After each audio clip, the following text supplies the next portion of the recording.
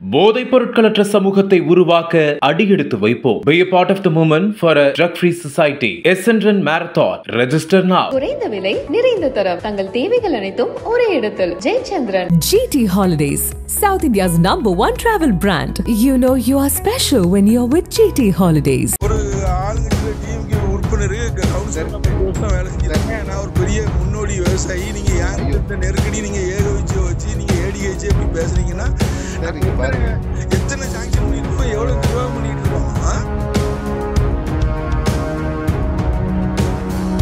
தூத்துக்குடி மாவட்டம் ஸ்ரீவைகுண்டம் அருகே உள்ள இலுப்பைக்குளம் கிராமத்தைச் சேர்ந்தவர் கணேசன் விவசாயம் செய்து வருகிறார்.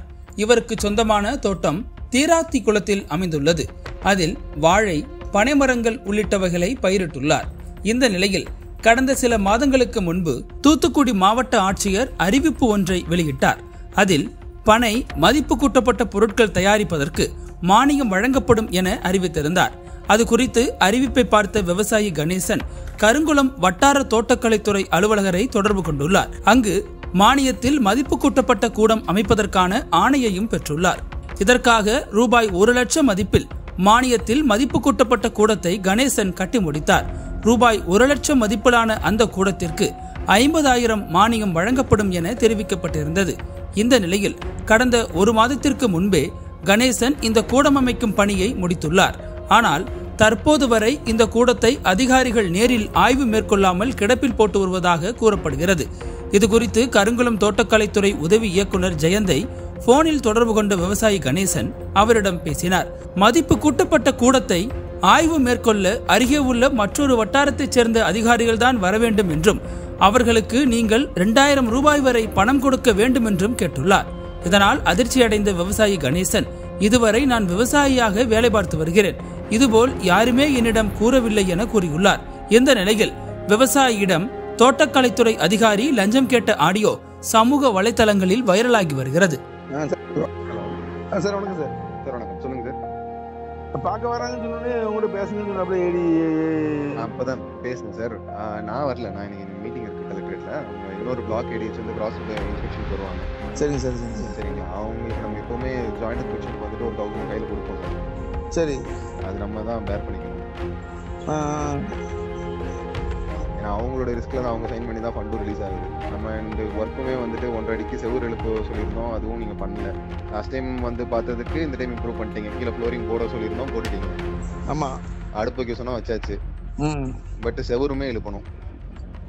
அவங்களுக்கு நம்ம பக்கத்து பிளாக்கு வந்துட்டு ஃபோட்டோ காமிச்சு தான் அவங்களை கூப்பிடுவோம். இந்த மாதிரி ஒர்க் முடிஞ்சிருச்சு, நான் அரைக்குறை ஒர்க்குன்னா அவங்க வரமாட்டாங்க, அவங்க வேலையை விட்டுட்டு. சரி. அதனால அவங்களுக்கு அனுப்பணும். இந்த மாதிரி செவுரு இல்லை, என்ன எப்படி நான் கையெழுத்து போட்டு கொடுக்குறதுங்கிற மாதிரி அவர் யோசிக்கிறாரு. வாங்க பண்ணிடுவாரு, இந்த மாதிரி லாஸ்ட் டைம் சொன்னோம் உடனே பண்ணிட்டாருன்னு சொல்லி தான் அவர் வர சொல்றோம் இந்த டைம். சரிங்களா. ஹலோ, சொல்லுங்க சார். அது பண்ணிடுவோம், அது ஒன்றும் பிரச்சனை இல்லை.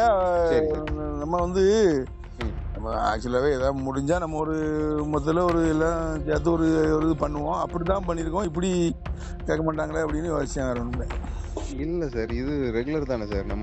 நம்ம ஸ்கீமு இது கத்திரி நாற்று எடுக்கிறோம், தக்காளி நாற்று எடுக்கிறோம்னா அது ஃபுல்லாகவே ஃப்ரீ நம்மளுக்கு. இந்த மாதிரி காம்பனன்ட் பேஸில் பண்ணியிருக்கோம் அப்படின்னா கிராஸ் இன்ஸ்பெக்ஷன் நம்ம பிளாக்ல இருந்து வந்தாங்கன்னா நம்ம பிளாக்ல எதுவும் எதிர்பார்க்கறது இல்லை. இப்போ வெளியில இருந்து ஒருத்தவங்க வராங்க, அவங்க ரிஸ்க்ல தான் சைன் பண்ணி கொடுக்குறாங்கிறப்ப அவங்களுக்கு நம்ம செட்டில் பண்றது பண்ண தான் செய்வோம். ஆமாம், நான் வந்து ஒரு விவசாய சங்க தலைவர், டிஎம்கேல பொதுக்குழு உறுப்பினராக இருக்கேன். என்கிட்டயே நீங்கள் எப்படி டார்கெட் பண்ணீங்கன்னா மாதிரி மற்ற விவசாயிகள்லாம் உங்கள்கிட்ட எப்படி பயன்பெற முடியும் சார்? நீங்க இதுல இருக்கீங்க அப்படிங்கறதுனாலதான் உங்களுக்கு புரியுங்கிறதுனால தான் நான் சொல்லாதீங்க. எல்லாம் ரெக்கார்டா தான் ஆகிட்டு இருக்கு. நீங்க மிஸ்யூஸ் பண்ணாதீங்க, தயவு செய்து சொல்லுங்க. எனக்கு பார்த்து கொடுக்க முடிஞ்சா கொடுங்க, இல்லைன்னா ஒன்றும் பிரச்சனை இல்லை. பிள்ளை தேவையில்லை எனக்கு சார். இல்ல அப்படி கிடையாது, நான் உங்களுக்கு பண்ண முடியுங்கிறது. ஒரு ஆளுங்கட்சியில டிஎம்கே உறுப்பினர் கவுன்சிலர் 10 வருஷம் வேலை செஞ்சிருக்கேன். நான் ஒரு பெரிய முன்னோடி விவசாயி. நீங்க யாருக்கு நெருக்கடி நீங்க ஏகோபிச்சு வச்சு நீங்க ஏடிஹெச் எப்படி பேசுறீங்கன்னா பாருங்க எத்தனை சாங்ஷன் பண்ணிருக்கோம், எவ்வளவு நிர்வாகம் பண்ணிட்டு இருக்கோம். சார் உங்களை பத்தி தெரியும், உங்களை பத்தி தெரிஞ்சுட்டு தான் ஒரு பணியானை கொடுத்தோம். நீங்க தெரிஞ்சு பேசல. சார் இல்ல சார், நம்ம பணியாணை கொடுக்கறப்போ நீங்க யாரு, நீங்க டிடி சார் மூலியமா தான் பணியாணைக்கு வந்திருக்கீங்க இல்லையா? நீங்க வந்து கேளுங்க, என்னை பத்தி நீங்க முழுமையா தெரியாம தான் பேசுறீங்க. ப்ளீஸ் சொல்லுங்க கேளுங்க, தயவு செய்து நீங்க புரிஞ்சுக்கிடுங்க முதல்ல என்னைய பத்தி. ஒண்ணும் சார், நான் சொல்றது ஒரு நிமிஷம் கேளுங்களேன். ஒண்ணும் இல்ல, இதுதான் நடைமுறை. நீங்க பண்ண முடியும்னா முடியும்னு சொல்லுங்க, இல்லன்னா இல்லன்னு சொல்லுங்க, அவ்வளவுதான். அப்படி இல்லன்னு எனக்கு சொல்ல வேண்டிய அவசியம் இல்ல, நான் பண்ண வேண்டியது இல்ல. எனக்கு நீங்க கரெக்டா ஃபாலோ பண்ணுங்க. நீங்க ஒரு ஹையர் ஆபீசர், ஒரு ஏழு கிரேட்ல இருந்துகிட்டு காசு கொடுக்கணும்னு கேட்டீங்கன்னா என்ன முறை அது? சார் இது எனக்கோ என் வீட்டுக்கோ என் கைக்கோ அது எப்படி சார் நான் அதை இது பண்ணுவேன்? நீங்க தானே சார் எனக்கு போன்ல பேசுறீங்க. சார் நீங்க பாருங்களேன், நான் இன்னொரு பிளாக்ல இருந்து வர சொல்லியிருக்கேன். அவங்க இந்த மாதிரி போட்டோஸ் அனுப்பியிருக்காங்க. அவரும் ஆபீசர் தான் சார், நான் எனக்கு தெரியும் சார். நான் வந்து ஒரு விவசாய சங்க தலைவர், நான் ஒரு டிஎம்கே பொதுக்குழு உறுப்பினர். உங்க யூனியன்ல கவுன்சிலரா இருந்திருக்கேன். நான் என்ன உங்களுக்கு எனக்கு விவரம் தெரியாது நினைச்சு பேசலா சார்? உங்களுக்கு தெரியுங்கிறதுனாலதான் உங்களுக்கு போன் பண்ணி நான் தனியா பேசிட்டு இருக்கேன் சார். நீங்க வந்து விவசாயிகள்னா உங்களுக்கு இதே பழக்கமாயி போச்சு. அதான் உங்ககிட்ட ஒரு ஆளும் ஐயா, நீங்க என்ன பத்தி எங்க வேணாலும் விசாரிச்சு பாருங்க. நான் ஏதாவது விவசாயத்துக்கு இது வரைக்கும் ஏதாவது கேட்டிருக்கேன்னு கேட்டு பாருங்க. பண்ணி கொடுக்க முடியுமா முடியாதுன்னு தான் கேட்கணும். எனக்கு பைசா ஒரு காசு கொடுக்க முடியாது. எனக்கு இந்த டீட்டெயில பண்ணி தர முடிஞ்சா தாங்க நான் உங்ககிட்ட எனக்கு எப்படி நான் எங்க உங்க ரெக்கார்டு போட்டு வாங்க முடியும் வாங்கிடுவேன் சார். அப்படி கிடையாது, உங்களுக்கு பண்ண மாட்டேன் நான் சொல்லவே இல்லை. பண்ணி கொடுக்கறதுக்காக நீங்க அரேஞ்ச் பண்ணிருப்போம் வெளியில இருந்து. என் வாயில இருந்து எது எடுக்காங்க, உங்க வாயில இருந்து எல்லாம் எடுத்துட்டேன். ஏடிஹெச் என்கிட்ட பேசிருக்காப்ல 2000 வேணும்னு, நீங்களும் ரூபா கொடுங்க. என் ரெக்கார்டு தான் இருக்கு, நான் பேசிடுவேன். நீ என் சைட்டு பார்க்கவே கூடாது நீங்க. சார் நீ கண்டிப்பா வருவாங்க, நான் சொல்லிட்டேன் வர சொல்லி. நான் வரவே கூடாது, என் சைட்டு நீங்க பார்க்க கூடாது. நான் ரூபா தர மாட்டேன், என் வேலை முடியலன்னு நீங்க கரெக்டா சொல்லுங்க. இங்க பாருங்களேன் சார், ஒரு நிமிஷம் சொல்றதை கேளுங்க. அனல் பறக்கும் செய்திகளை அப்டேட் செய்து கொள்ள நக்கீரன் களத்தை இப்பவே சப்ஸ்கிரைப் பண்ணுங்க.